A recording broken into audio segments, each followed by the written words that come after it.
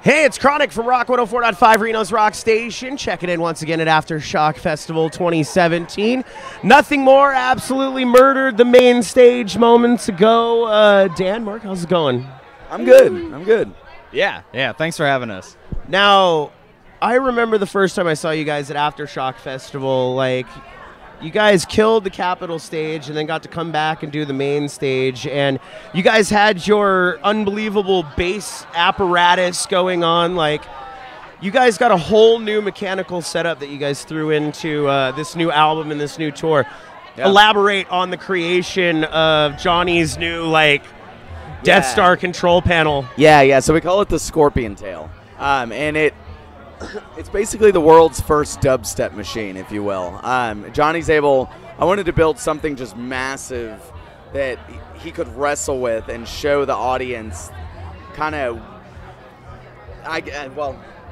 when he's pushing levers and hitting buttons and it's manipulating the guitar and the bass. He's chopping and screwing the whole mix. And the idea behind it was just give him something huge to wrestle with to show the audience exactly what he's doing, you know. So you see him bend the thing over and you hear the guitar and bass pitch down. It's like, Johnny's a DJ basically, and it's live, it's happening.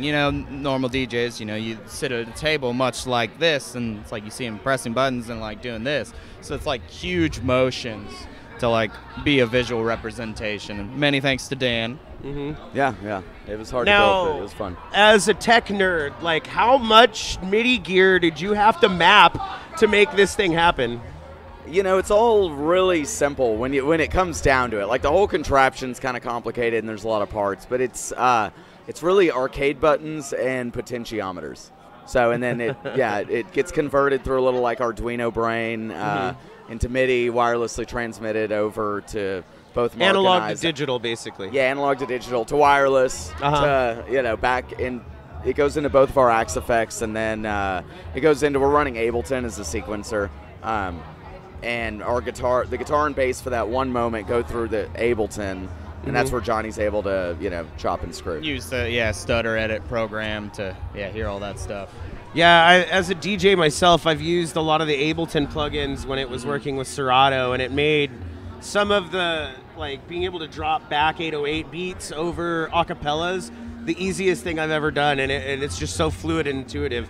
So it's amazing to see you guys incorporating like these kind of EDM elements into a hard rock, not just some of the new pop, weird already EDM-ish rock that you get a lot of. Totally. Yeah, that's kind of the idea for sure. Because nobody's ever really seen somebody, like DJ a live band. It's always pre-recorded audio. So that was kind of the original. We got a little bit of it with Travis and AM, having a live drummer over a DJ, but still, That's true. watching that on stage was absolutely amazing. Oh, well, now, tell me a little bit about what went into rethinking the stories we tell ourselves, because it seems like some of the songs feel very familiar, but some of the other songs feel like very experimental almost. That's awesome. There's definitely a wide range going on. I feel like with songs Still in Love, it's like you almost hear this sort of Pixies-esque influence, and then Fade In, Fade Out, it's like, oh, that's a little Led Zeppelin. And it spans that crazy gap, and we really wanted to push ourselves with just following the song and going to wherever it needed to go. We definitely limited ourselves in a lot of creative stuff to be a little guitar nerd for a second. Like Mark, you can only use single coil pickups on the whole album. We want to kind of get away from dog whistle or noisy metal guitars and try something different. And limitation breeds creativity, so it was almost like put yourself in a corner and make it work. Draw your way out. Do something different. Don't create the same record.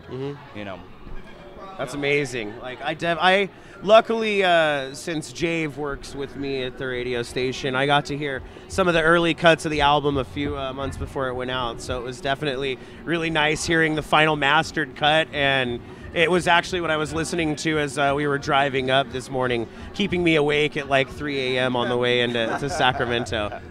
So before I let you guys go, I know you guys got a lot more to do. What do you guys see next? Like, you guys seem to be a band that's constantly pushing evolution. obviously you guys have a whole tour ahead of you, so you've got a lot of that to focus on, but you guys always still get a little bit of creative time in those touring moments. Are you guys already trying to put anything together for some future sound? Definitely not. Yeah, it's a little too early for that, I don't know. We're really just looking forward to pushing this new record. We have new songs to play live, which feels awesome. Yeah. We're playing about 6 right now on the headline set. So next tour we'll introduce a couple more. We're doing Shiprocked for the first time in January. That's going to be sick. Shiprocked is fun. Yeah. We have no idea what that's going to be like, but it should be good. And we're waiting for Scorpion Tail to open a black hole on stage and see what kind of aliens come out of the other side. So. Yeah, there's a lot of good things for us happening in the future. All right, man. Yeah. Well, I appreciate you guys taking some time to talk with us here. Again, Aftershock Festival 2017. Nothing more. Killed it on the main stage, and looking forward to seeing where you guys go next. Can't wait to see you guys in Reno, hopefully again sometime soon. Definitely. We'll be back. We love Reno. Thank you. Much love, Jave.